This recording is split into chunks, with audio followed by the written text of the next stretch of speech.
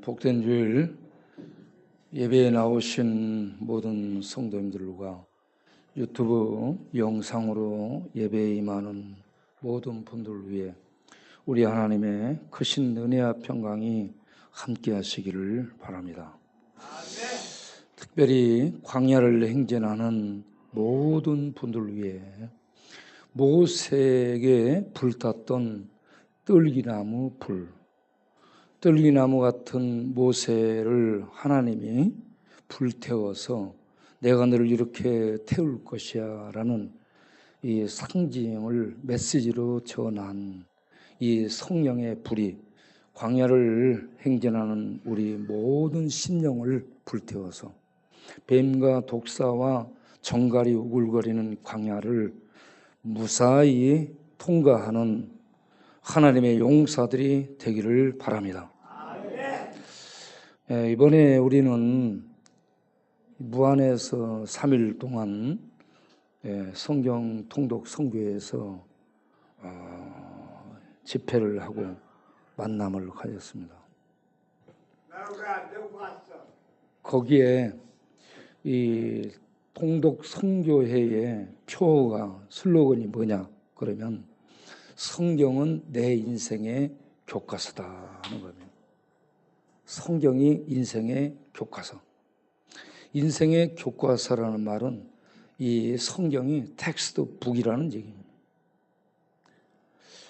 이 성경이 텍스트북이라고 말하는 것은 성경은 하나님의 성령의 감동으로 기록된 정경이라는 얘기입니다.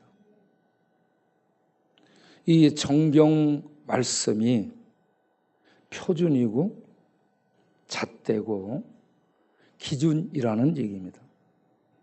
그래서 나는 이 성경의 말씀을 기준 삼아 살겠습니다 하는 겁니다. 그런데 세상 사람들은 이 기준이 없어요. 세상 사람들은 기준이 없는 이유가 그 안에 하나님을 받아들이지 않기 때문에 그렇습니다. 로마서 1장 28절 로마서 1장 28절을 보게 되면 사람들은 그 마음 안에 하나님 두기를 싫어한다라고 말씀합니다. 하나님 두기를 싫어한다. 하나님 두기를 싫어한다는 이 말의 의미는 그 사람의 의지, 그 사람의 자아에서 나오는 의지가 하나님을 거부한다라는 얘기입니다. 밀어낸다라는 얘기예요. 왜 그러냐면 하나님 말씀을 받아들여서 하나님의 통치를 받고 사는 것이 간섭처럼 여겨집니다. 나는 하나님 없이 내 마음대로 살겠다는 자기 의지의 표현이죠. 그런 자기 의지적 표현을 하는 사람들의 두 번째 행동은 뭐냐? 우상을 숭배합니다.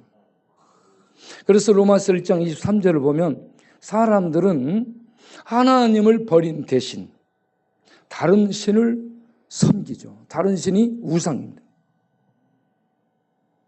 그 우상들을 신으로 자기가 선택해 그리고 그 우상들에게 자기의 마음을 쏟기도 하고 자기의 어떤 재물을 드리기도 하고 자기의 소원을 빌기도 하고 그렇습니다.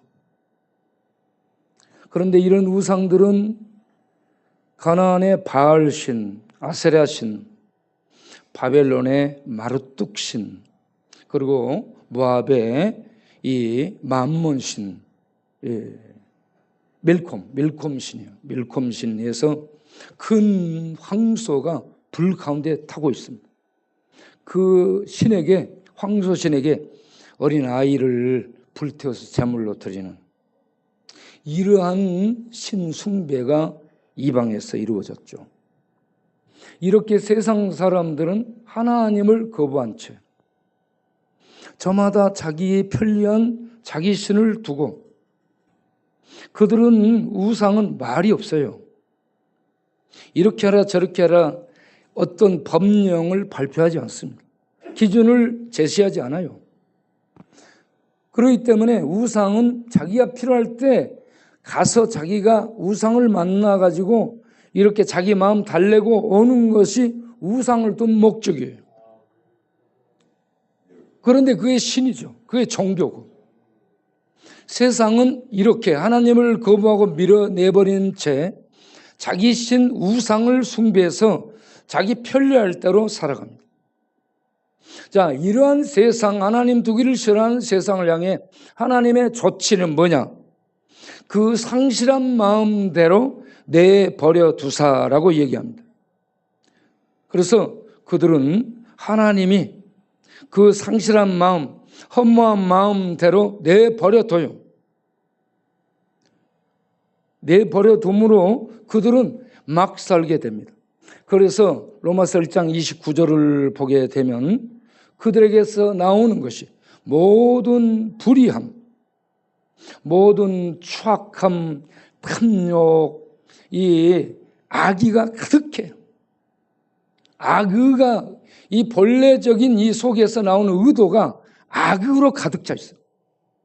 그리고 그 안에 시기와 살인과 분쟁, 악독이 가득해 악의를 품고 악독이 뱀의 독처럼 속에서 나와. 그래서 이러한 사람들은 수근수근하고 돌아다니며 말을 만들어, 분당을 만들어. 그래서 수근수근하고 다니면서 일을 만들게 됩니다. 그 다음을 보겠어요. 그래서 그들은 비방하고 다녀. 그래서 하나님을 미워하면서 하나님은 왜 나한테 이렇게 하냐라고 해. 그리고 능욕하며 교만하며 자랑하며 악을 도모하며 부모를 거역해요. 무례하고 몰상식하고 이 기준이 없이 사는 거예요. 내가 이렇게 내 마음대로 하는데 그건 내 스타일이야. 내 이 방식이 그러니까 내 말 들어. 이런 깡패짓거리를 하는 거예요. 그러면서 세력을 모아.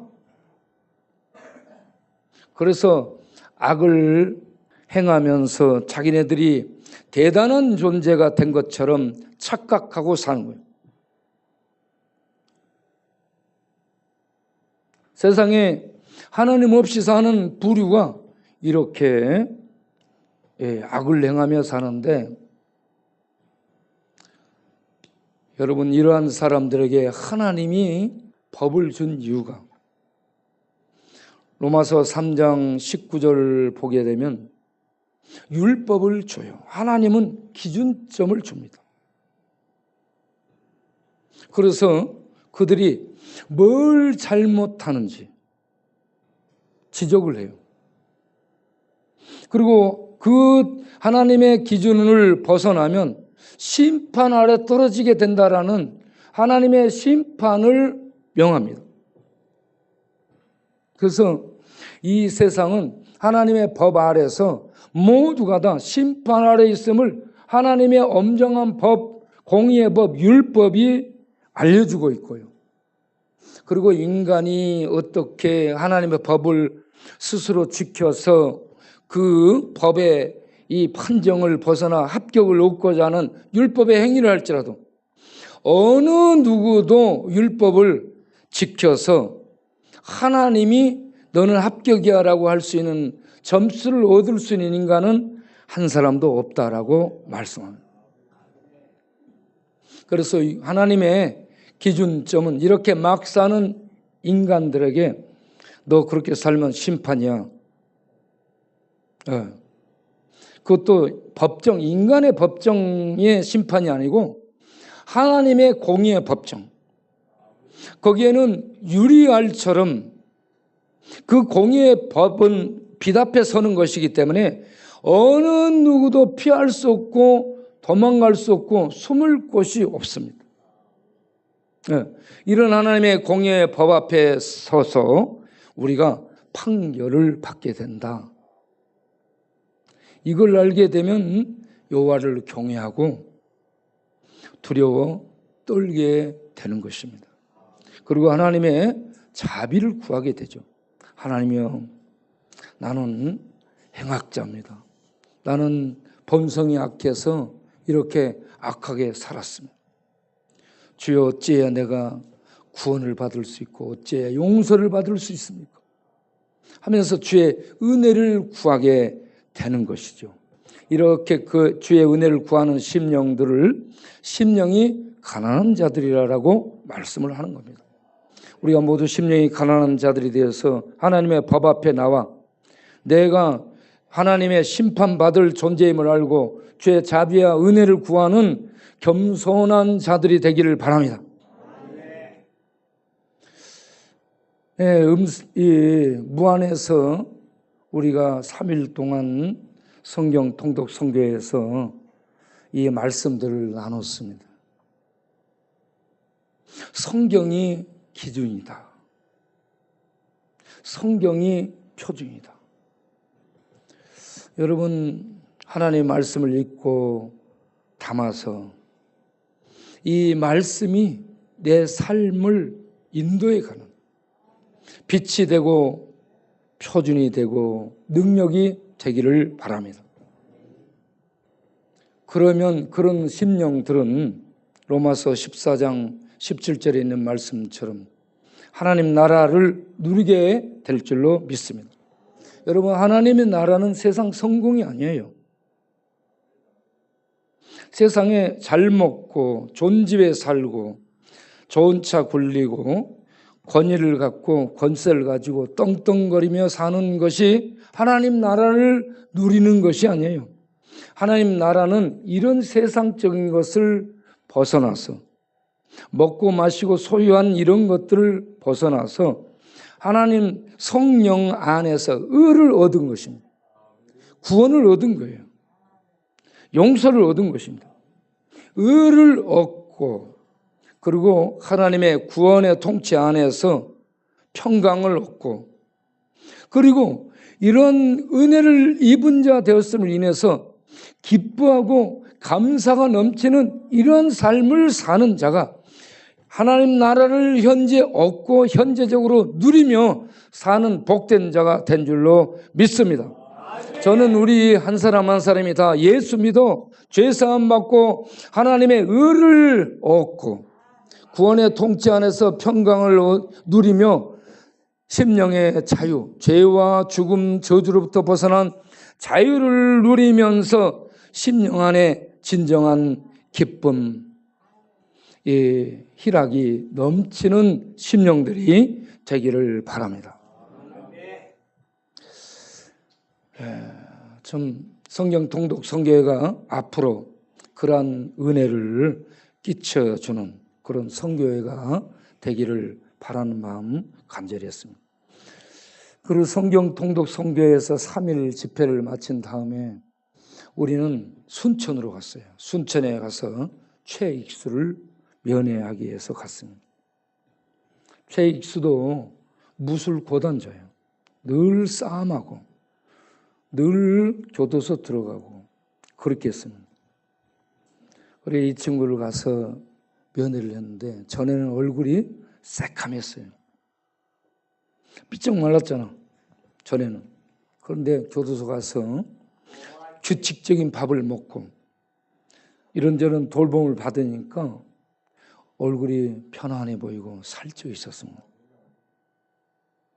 우리 여기서 삶이 힘든 사람은 학교로 보내줄 테니까 학교에 들어가서 규칙적인 밥을 먹고 공부하고 또 국가의 법적 보호를 받음으로 평안을 얻고 몸도 살찌고 책도 보고 미래도 건설할 수 있는 기회를 갖는 그러한 좋은 학교 생활이 될 수 있게 되기를 바랍니다.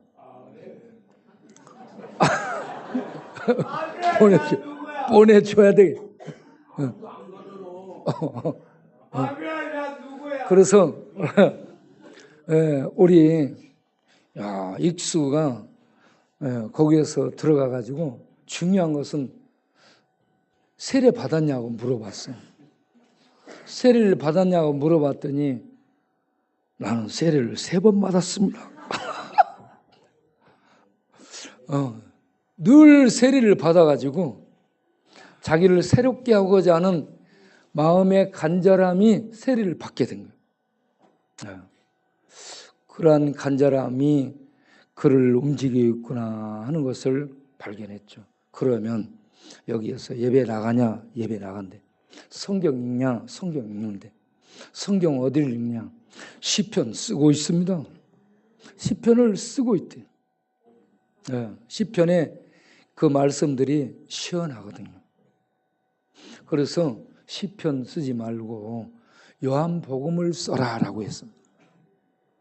그럼 언제 나오냐? 그러니까 7월 말에 나온다든가. 그래서 요한복음 다 쓰기 전에 나오지 마 그랬어요. 그래서 나오면 인사를 서울로 오겠다고 얘기를 했습니다. 자, 어제는 이렇게 면회해서 그에게 위로와 힘을 또 격려를 해주고 그러고 나서 우리가 김상곤 목사님이 어렸을 때 다녔던 교회를 갔습니다. 순천만에 있는 대대교회입니다. 동네 이름이 대대로인가 그래요. 그래서 그 교회를 갔더니 역사가 100년이 됐어요. 그 앞에 잔디가 쫙 깔려있고 그 잔디 끝부분에 이런 정자가 있고요. 거기에 앉아서 이렇게 살펴보니까 교회도 보이고 그 앞에 비퍼나무도 보이고 이쪽으로 고개를 돌리면 순천만 쪽이 보여야 되는데 앞에 나무가 자라서 보이지 않더라고. 어쨌든 거기 앉아서 야, 차 한 잔 마시면 좋겠다 하는 생각이 들었습니다. 이런 생각을 하다가 예배당에 가서 보니까 예배당이 그렇게 크지 않더라고. 그래, 100년 된 교회, 어떤 교회인가? 자세한 소개를 안 해서 제가 찾아봤어요. 찾아봤더니 광주 기독병원을 세우고 여수의 애양원을 세우는데 공헌을 한 엉거라는 선교사가 있습니다. 미국에서 오신. 그 선교사님이 복음의 열정을 가지고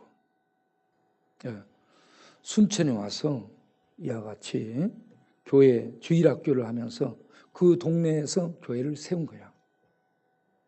그때 동네 주민이 약 1000여 명 됐다고 얘기합니다. 애들이 바글바글했죠. 그때에 우리 김상곤 목사님도 교회를 나갔는데 그 교회에서 목회자를 35명 배출하고 3월을 20명 배출했어요. 그런데 그 중에 유명한 목사들이 있습니다. 서철원 교수, 총신신대원에서 조직신학을 가르친 서철원 교수가 그 교회 출신. 그리고 서울의 동훈교회의 김양수 목사님, 그리고 우리 교회 와서 설교하는 목동 대안교회 윤영민 목사님의 장인이 김상봉 목사님. 김상봉 목사님이 그 교회 출신입니다. 그리고 월간 목회 대표자인 박종구 목사님. 그분이 크로스웨이 성경 가르치는 것으로 유명해요. 저도 그분에게 가서 일주일간 크로스웨이 공부를 한 적이 있습니다. 그리고 우리 교회에 와서 상담 목사님으로 수고하는 우리 김상곤 목사님. 이렇게 많은 분들이 그 교회 출신이에요. 그래서 그 목사님과 짱뚱어탕을 먹으면서 이런저런 얘기 잠깐 나누고 시간이 없어서 볼일 보러 가야 된다니까 가시라 하고 제가 간단하게 야 여기서 우리 교회 와서 수련회 해도 될까요? 하고 물었지. 그랬더니 좋습니다. 언제든지 얘기하십시오. 라는 얘기만 듣고 우리는 또 이동을 했죠. 다음에는 우리 처제가 뇌출혈이 한쪽이 와가지고 이렇게 좀 휠체어를 타고 다녔는데 거기 만나서 중간 시간에 위로해주고 기도해주고자 하는 마음으로 만나게 됐어요. 커피숍에 만났는데 아니 휠체어를 타고 오지 않고 걸어서 들어오네. 내가 깜짝 놀랐어요. 전에는 휠체어에 앉아서 다녔는데 걸어서 들어. 아니 어떻게 걷지? 야, 깜짝 놀랐어요. 부단히 재활 운동을 해가지고 아직 온전히 이렇게 건강체가 되지는 못했지만 그래도 이렇게 걷는 거야. 와, 이건 거의 기적 같은 일이야. 그리고 그 남편 되는 이 친구가 옆에서 얼마나 내조를 하는지, 옆에서 돕는 그 도움의 손길이 이와 같이 지극정성해서 그 마비된 것들이 많이 풀어지고 걸을 수 있는 그러한 건강함에 이르게 됐다라고 보는 거죠. 그래서 참 기뻤고요. 거기에서 또 헤어지면서 이제 감사 기도를 하고 그러고 나서 우리가 여수로 이동했어요. 여수에 가서 우리 강행성 목사님 소개로 거기에 있는 목사님 네를 만나게 됐죠. 그런데 이 사람들이 전부 다 순천의 매산고등학교 출신이에요. 우리 박희재 장로님은 순천고등학교 출신인데 이분들 강행성, 김상곤 그리고 그 돌산교회 여수에 그 교회 돌산에 있는가 그런데 교회 이름은 화택교회. 화택교회 목사님 사모님이 매산고등학교 출신이에요. 선후배들이고.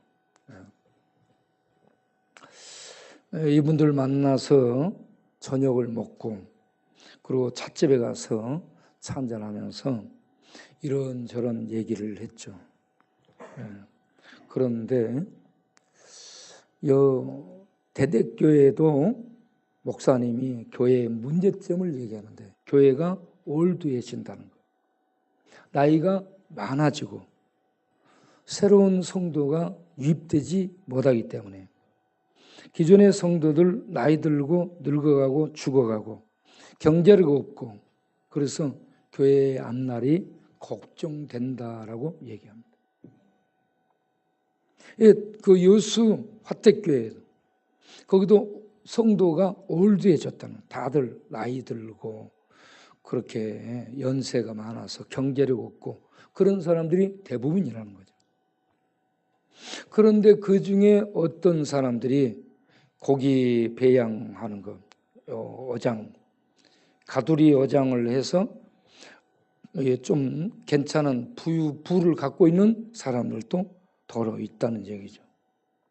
그런데 가장 중요한 것은 그들의 의식의 변화가 안 된다는 겁니다. 기존에 갖고 있는 의식들 아무리 말씀을 전해도 그들의 의식이 안 된다라는 생각에서 깨어지지 않더라고 얘기하면 변화가 안 된다는 겁니다. 각자 자기의 기준들 나이 먹어가면서 갖게 된 기준들을 갖고 있는데 이게 안 깨지더라라고 얘기합니다. 우리 교회 협동 목사님은 유계선 목사님 이 친구도 영국에서 옥스퍼드 박사학위를 받고 와서 교회를 이 김포 쪽에서 했는데 기존 교인들과 새로운 교인들이 융합이 안 되는 거예요. 기존의 교인들의 텃세와 새로 들어온 교인들이 화합을 못하기 때문에 겉돌고 이걸 아무리 설교라고 가르쳐도 안 되더라 이거야. 그래서 이 목사님은 공부만 했기 때문에 나처럼 버티는 능력이 없습니다. 저는 광야인이에요. 저는 죽음의 세력을 통과해 오고 있는 사람이고요. 죽음의 칼날을 앞에서 맞으면서 가기도 했고요. 그 지경을 걸어온 사람이에요. 그렇기 때문에 저는 어떤 상황 속에서도요. 저를 죽인다 해도 저는 그 앞을 향해 갈 수 있는 그런 훈련이 돼 있고요. 저는 죽음을 겁내지 않습니다. 예. 여러분 모두 다 죽음을 겁내지 않는, 칼이 들어와도 죽음을 겁내지 않는 믿음으로 살기를 바랍니다. 저는 어느 누구의 위협도 받지 않습니다. 아무것도 아니에요. 예. 제 앞에서 칼을 가지고요, 비껴쳐서 내리치기를 한 50m, 아니 50m는 안 되지만 여기서 저 정도 거리 돼요. 여기서 저 정도 거리를 제가 칼날을 보고 한 발 한 발 뒤로 물러난 사람. 그리고 마지막에는 이 칼을 잡았어요. 예. 그리고 그걸 빼뒀습니다. 예. 이런 광야 지경을 제가 헤쳐온 사람이에요. 예. 그런데 오늘 우리가 읽은 본문은 훨씬 더 무시무시한 상황을 우리에게 보여줍니다. 유대에서 잡혀간 젊은 청소년 4사람, 그들을 배경으로 해서 다니엘서가 전반부가 진행이 되고요, 후반부는 다니엘에게 보여준 환상을 통해 세상의 미래를 이렇게 보여주는 것으로 다니엘서가 전개가 됩니다. 그런데 오늘 보여준 이 상황은 다니엘 2장에서부터 연결되는 그러한 내용들인데, 다니엘 2장에서 보게 되면 느부갓네살 왕 2년에 느부갓네살 왕이 꿈을 꿉니다. 느부갓네살 왕이 몇 살에 왕으로 등극하냐면 25살, 26살에 왕으로 등극합니다. 그때 당시 요시아와 전투하고, 애굽 바로누가 나와서 전투하고 성전하는 그런 상황인데, 아버지 나부콜라사가 그 아버지가 노환으로 죽습니다. 53세야.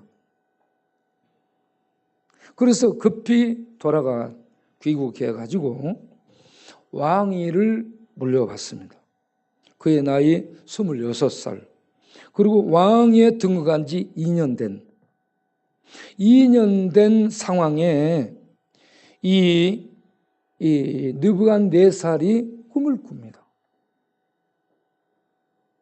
네, 꿈을 꾸. 꿈이, 여기서 꿈은 밤에 자면서 잠자는 그 잠 속에 나타나는 꿈이에요. 드림이라고 얘기합니다. 꿈을 꿨는데 무시무시하고 복잡해서 잊어버린 거예요. 그래서 자기 휘하에 있는 박수 점쟁이, 또 점성술사, 유명한 이 주역 담당자들 다 불러 모아서, 야, 내가 꿈을 꿨는데 맞춰. 그리고 꿈 해석도 내놔 하면서 조릅니다. 그러니까 왕이시여, 꿈을 얘기를 해줘야 우리가 해석을 하죠. 그러니까, 야, 잔말 말고 내가 뭔 꿈을 꿨는지 너희들이 신통하면 맞춰봐. 그리고 꿈 해석도 가져와. 그렇지 않으면 다 죽일 거야. 왕이 28살 때 일어난 일이었습니다. 그렇게 다 죽게 된 마당에 다니엘이 등장을 해요. 다니엘이 나타나서 왕이 왜 이리 급하노? 나에게 좀 말미를 달라. 내가 그러면 그 문제를 해결해 주겠다 하고는 친구들과 함께 기도를 하게 됩니다. 그게 2장 18절입니다. 이 문제를 가지고 다니엘이 친구들과 함께 기도해요. 기도를 하니까 19절에 그 밤에 하나님이 은밀한 것을, 은밀하다 이 단어가 19, 22, 27, 28, 29, 30 은밀하다라는 얘기가 계속 나옵니다. 은밀함. 은밀하다 이게 라즈인데 영어로 시크릿과 미스테리가 같이 병행되는 단어입니다. 비밀입니다. 비밀. 은밀한 것. 이 은밀한 것이 왕에게 꿈으로 나타났는데 다니엘이 기도했더니 환상 중에 나타납니다. 여러분, 다니엘에게 나타난 환상은 뭐냐? 깨어있는 상태예요. 깨어있는 상태에서 느부갓네살 왕에게 꿈속에 보여줬던 그 내용들을 다니엘에게 다 보여준 겁니다. 이걸 비전이라 이상이라 환상이라 눈뜬 채로 기도하면서 살아서 다 본 거예요. 하나님이 보여줌으로. 예. 그래서 하나님이 보여준 은밀한 것을 보고 난 다음에 다니엘이 하는 행동이 하나님을 찬양할지어다. Praise God 하면서 하나님을 찬양하라 라고 얘기를 하고 있습니다. 그 하나님이 어떤 하나님이길래, 그 하나님이 어떤 하나님? 21절에 하나님은 때와 기한을 바꾸시며 왕을 세우기도 하며 왕을 폐하기도 하며 지식자에게 지식을 주기도 하고 총명한 자에게 지혜를 주기도 하고 지식과 지혜를 주는, 그래서 통치를 하게 하는, 이 지식과 지혜가 없으면 통치를 못합니다. 법을 공부했고요, 박사일지라도 외국 유학을 갔다 사기가 있을지라도 하나님이 주신 지식과 지혜가 없으면 앞이 안 보여. 못하는 겁니다. 그래서 교회를 경영하든 회사를 경영하든 나라를 맡아서 일을 하든 전부 하나님이 주신 지식과 지혜가 있어야 앞을 보고 가고 하나님의 축복이 임해야 그 모든 것들을 통해서 은혜와 복이 흘러가도록 하는 이런 삶을 살 수가 있게 되는 겁니다. 그래서 여러분 무엇을 하든지 주여 우리 회사에, 우리 사업장에, 우리의 가정에 하나님 아는 지식과 지식을 쓸 수 있는 지혜를 주옵소서. 그리고 건강도 필요하죠. 그런 것들을 달라고 기도해서 그 은혜가 흘러옴으로 말미암아 이 은혜를 흘려보내는 이런 복된 가정, 복된 사업장, 복된 인생들로 쓰임받게 되기를 바랍니다. 그래서 다니엘이 하나님을 이렇게 얘기하잖아요. 하나님을. 왜요? 때와 기한을, 이 세계가 저절로 돌아가는 거 아니고 하나님이 법칙과 질서를 부여해서 동서남북 별이 뜨고요, 해가 떴다 지고 사계절이 바꿔지고요, 이렇게 모두가 돌아가는 법칙이 하나님이 만든 법대 위에서 운영되는 거예요. 하나님 없이 사는 사람들은 이걸 무시하죠. 저절로 된다. 천만의 말씀입니다. 그리고 21절, 22절, 23절에 가서 보게 되면 하나님은 은밀한 것을 나타내시는 분이라고 얘기합니다. 은밀한 것을 나타내시는 분이기 때문에 이 다니엘에게 그 은밀한 것을 환상으로 보여주셨는데 그분은 빛 가운데 계시는 빛이다라고 얘기합니다. 자, 그런데 이 은밀한 것이 무엇인가? 29절을 가서 보게 되면 은밀한 것은 장래일입니다. 장래일이에요. 장래. 이제 왕이 됐어요. 왕이 돼가지고 야, 이 나라를 어떻게 이끌어갈까? 장래일을 생각했어요. 왕이 장래일을 생각했는데 생각하다가 잠이 든 거야. 그때 하나님이 꿈속에 은밀한 것을 보였는데 장래일을 보여준 겁니다. 그런데 이게 봤다가 잊어지고 해석이 안 되니까 번뇌하게 된 거예요. 굉장한 번민 중에 나이 젊은 왕이 이렇게 저렇게 학사들에게, 술사들에게 물었는데 모른다니까 죽여버린다고 한 거죠. 그런데 다니엘을 통해서 이 문제가 드러나게 되므로 끌려온 다니엘의 하나님만이 참 신이라는 것이 인정이 되게 하는 그러한 상황을 만들게 됩니다. 여러분, 어떤 안 되는 상황이 주어졌을 때 기도하면 그 상황을 통해 하나님의 영광이 드러나게 하기 위해서 어떤 안 되는 상황을 만들었더라고 생각하고 안 되는 상황이 있을수록 기뻐하시기 바랍니다. 우리 인생이 잘 되면 기도를 안 하죠. 그런데 안 되는 일이 자꾸 생기고 실패하고 망하고 왜 안 돼? 그러면 기도하게 돼요. 기도하면 하나님이 은혜를 베푸시는 거예요. 그래서 하나님의 영광을 보고 하나님의 영광을 나타낼 수 있는 기회가 그들에게 주어지게 된다. 그런 우리들이 되기를 바랍니다. 그런데 이 왕에게 다니엘이 은밀한 것 장래일을 얘기하면서 설명을 합니다. 왕이요, 왕이 큰 신상을 봤습니다. 그래서 머리는 금이요, 가슴과 팔은 은이요, 배와 넓적다리는 노시요, 종아리는 쇠요, 발과 발가락은 한쪽은 쇠, 한 부분은 쇠, 한 부분은 흙으로 된 큰 신상을 보았습니다. 그런데 이것은 나라를 얘기합니다. 왕의 금머리는 왕입니다.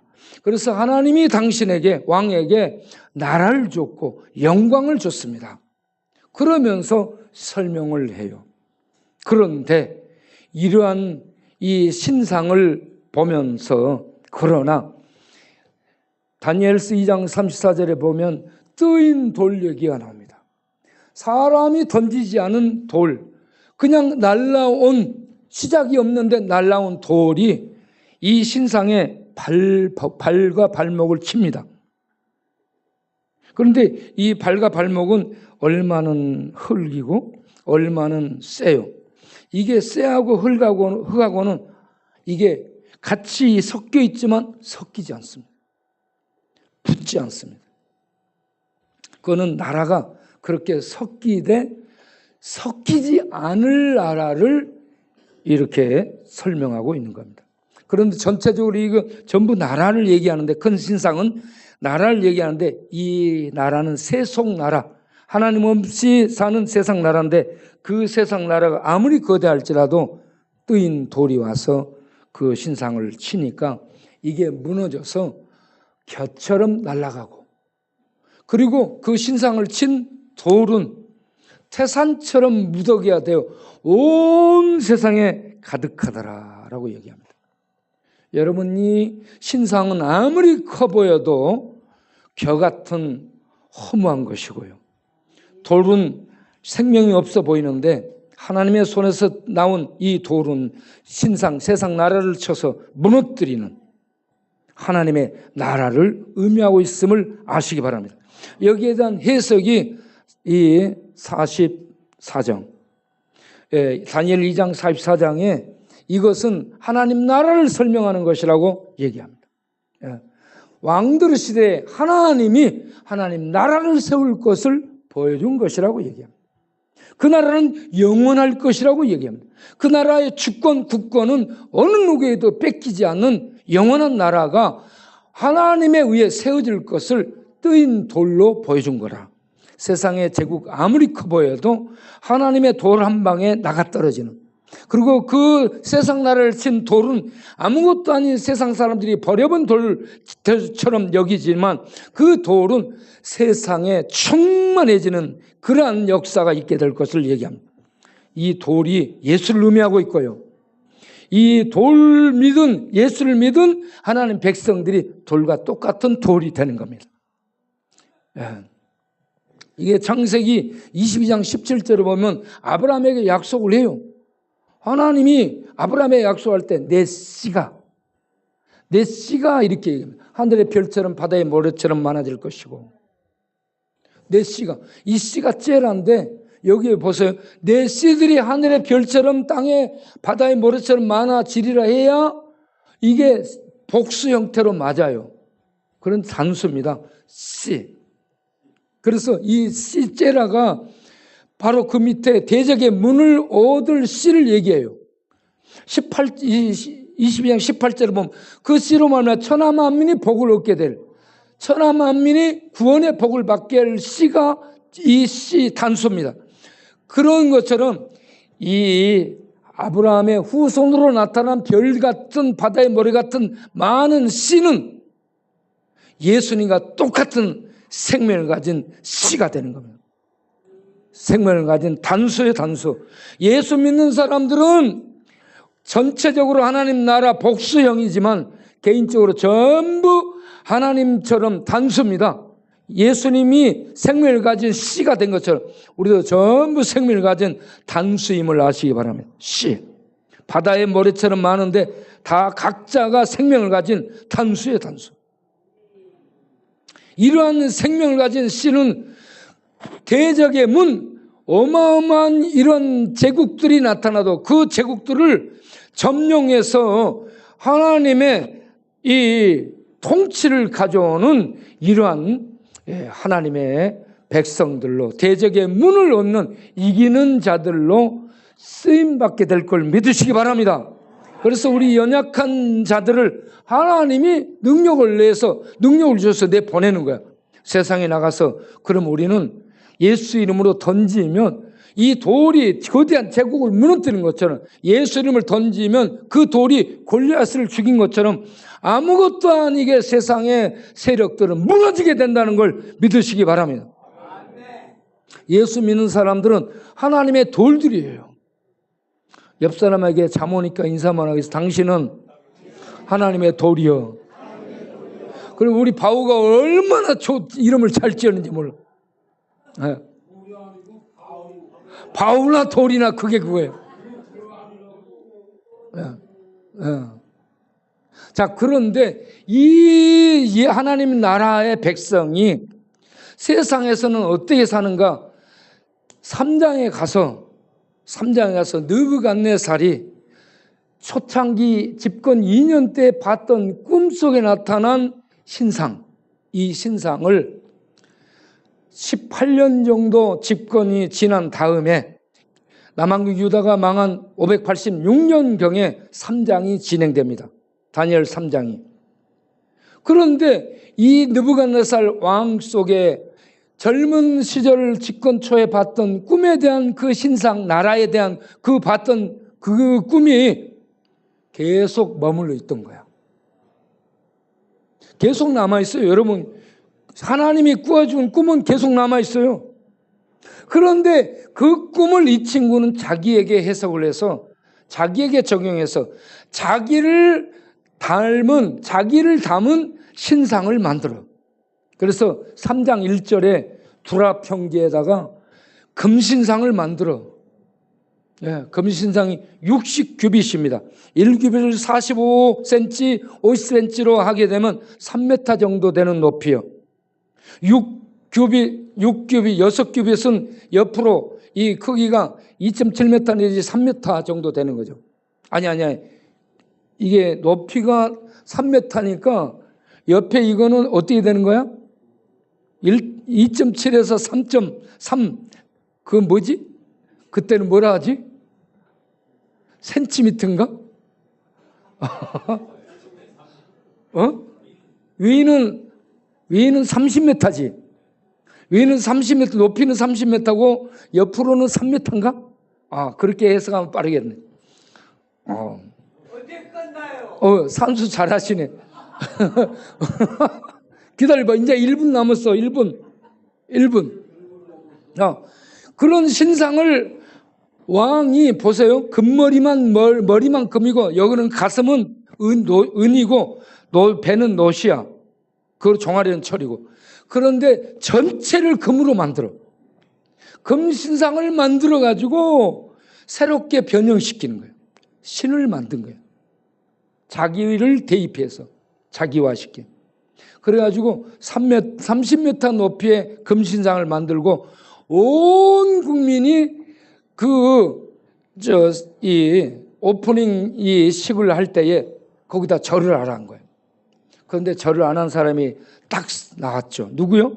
사드락, 메삭, 아벳느고. 다니엘은 그때 안 보이는데 세 사람. 그렇지. 예수 믿는 사람 절을 안 하는 거야. 그래서 이들이 잡혀가 그래 풀무불을 평소보다 7배 뜨겁게 해가지고 개들을 잡아 던져요. 그래서 이들을 잡고 있는 군인들은 불타서 죽는데 이들은 묶인 채로 풀무불 속에 떨어져요. 그런데 밖에서 보게 돼 있어요. 밖에서 보니까 3사람을 넣는데 4사람이 다니는 거야. 그런데 4번째는 신들의 아들로 보인 거야. 거룩한 신들의 아들로 보여져.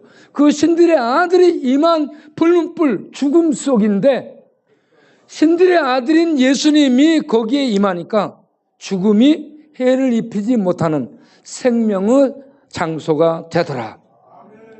여러분, 예수 믿으면 죽음이 죽일 수 없는 생명 안에 있음을 믿으시기 바랍니다. 이게 예수님이 죽지 않은 생명을 부활로서 보여줬습니다. 여러분, 예수 믿기를 바랍니다. 예수 믿으면 죽는 우리가 죽지 않은 생명 속에 들어가는데 그 생명의 실제 모습이 부활입니다. 예수님이 보여준 부활입니다. 여러분, 죄와 벌, 도스토예프스키가 쓴 죄와 벌을 보게 되면 거기에 핵심 성경 기절이 요한복음 11장 25절 26절입니다.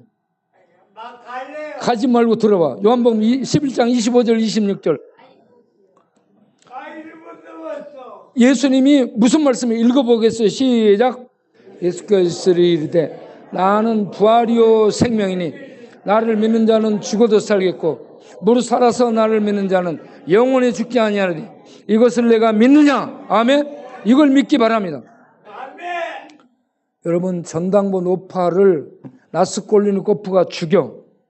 이런 인간은 죽어도 싸다 이거야. 그런데 죽이고 난 다음에 저런 악의적인 인생, 불안당 같은 인생 죽어도 되는데 죽인 그에게 죄책감이 오는 거예요. 여러분, 아무리 때려 죽일 인간도 하나님이 손보는 거지 사람이 죽일 수 없어요. 자기도 자기를 죽이지 마세요. 자기가 천하의 도둑놈이고 나쁜 놈이라고 생각이 들어서 자기를 죽이려는 사람인데 자기도 죽이지 마시고 남들도 저 이 악당을 내 죽여버려야 되겠다 말을 할지라도 절대 죽이지 마시기 바랍니다. 죽이지 않아야 돼. 하나님이 그 생명의 이 주권자이기 때문에 하나님께 맡겨놓기를 바랍니다. 네. 그런데 그러한 불안당 같은 이 악독 노파를 죽였는데 죄책감이 생겨. 그리고 형을 받아 시베리아로 가. 거기에 가서 소냐가 전해준 그 얘기가 바로 부활의 말씀. 오늘 방금 얘기한 그 부활의 말씀. 여러분, 이 말씀을 꼭 들으시길 바랍니다. 나는 부활이요 생명이니 죽음 속에 떨어질지라도 풀은 죽음을 의미하고 예수는 부활 생명을 의미해. 죽음 속에 떨어질지라도 예수 생명을 갖고 있으면 죽지 않습니다. 이 죽음의 생명을 갖고 자유 속에 사시기 바랍니다. 평강 중에 사시기 바랍니다. 그래서 행복한 인생들 되시기 바랍니다. 기도하겠습니다. 하나님 아버지, 풀무불 속에 던져진 친구들을 통해 세상의 세력은 죽음을 불러오는 세력이구나. 죽이는구나. 폭력을 행하는구나. 그 폭력의 끝은 죽음이구나 라는 것을 보여주는데, 그러나 죽음의 폭력이 아무리 셀지라도 예수님 하나님이 계시는 그곳은 어떤 죽음의 세력, 저주의 지옥도 해칠 수 없는 생명 자체임을 보여줬습니다. 주님, 우리 모두 예수 믿어 예수께서 보여주신 부활 생명을 얻고 죽음 속에 들어갈지라도 죽음이 죽이지 못하는 부활 생명을 소유하고 그 부활 생명을 숨쉬며 그 부활 생명을 살며 부활의 자유와 부활의 평강을 이 땅에서 누리며 사는 행복자들 되게 하여 주시옵소서. 예수님의 이름으로 기도합나이다. 아멘. 찬송가 부르며 준비하는 헌금을 해야 돼. 가지마. 339장. 헌금해야지.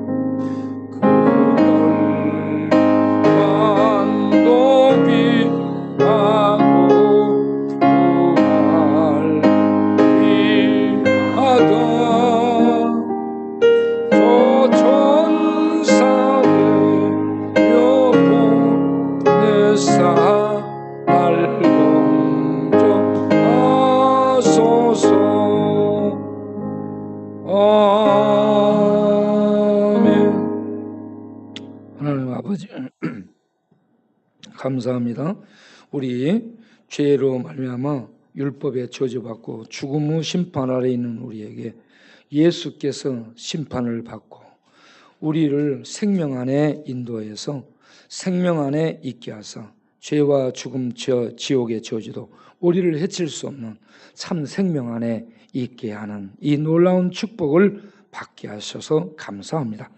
다니엘, 사드락, 메삭, 아벳느고 이 친구들이 죽음의 세력, 풀무불 사자굴 속에 던져지지만 주님이 주신 생명 안에서 이기는 생명의 이김을 보여줍니다.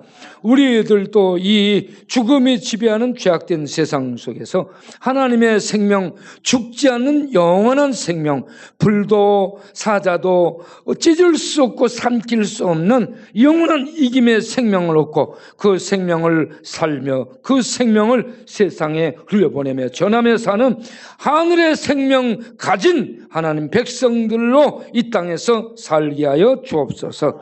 이 놀라운 은혜를 주신 하나님께 감사드리며 귀한 은금 드리오니 받으시고 축복하사 더 많이 나누고 더 많이 베풀며 하나님의 은혜와 생명과 사랑을 천국을 이 물질로도 보내고 봉사로도 흘려보내고 전도로도 흘려보내고 사랑으로도 흘려보내며 살 수 있는 하나님의 백성들이 되도록 축복하여 주옵소서. 우리 성도들에게 물질의 복을 더하셔서 더 많이 나누고 더 많이 베푸는 주는데 부요한 자들이 다 되게 하여 주옵소서. 예수님의 이름으로 기도하옵나이다. 아멘. 아직 1분 남았어. 다 같이 일어나서 찬송가 1장하고 축도하고 마치겠습니다. 1분.